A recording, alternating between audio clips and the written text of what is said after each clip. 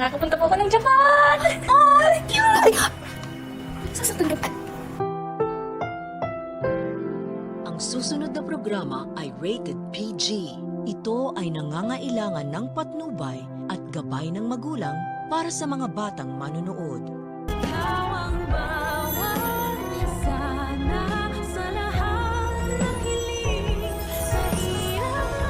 Madali nating mapapabagsak ang Apex. It's time to get what I deserve.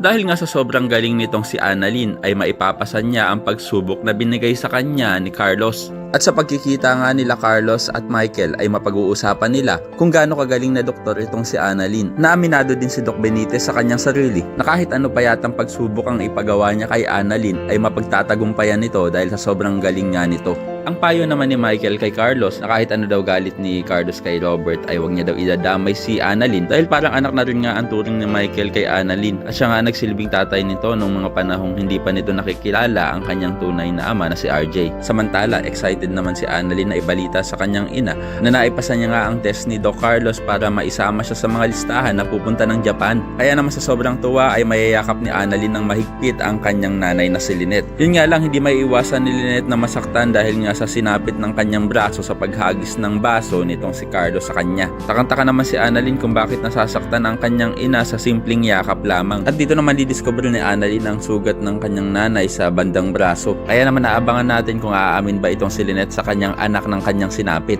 Sa kabilang banda, magmi-meeting na naman sa conference room ang demonyitong mag-ama na sila Eric at Justin para sa mga susunod nilang plano kung paano mapabagsak ang Apex. At gustong-gusto na nga ni Justin na makitang lugmok sa kahirapan ang kanyang inang si Giselle at hindi niya nga yata ito mapapatawad kahit kailan. Kahit nga pinadala ng langit itong batang si Andoy para konsensyahin siya. Kaya naman ko isa ka rin sa mga natutuwa dahil nakapasa si Annalyn para makapuntang Japan ay pakilike ang video na ito and don't forget to subscribe.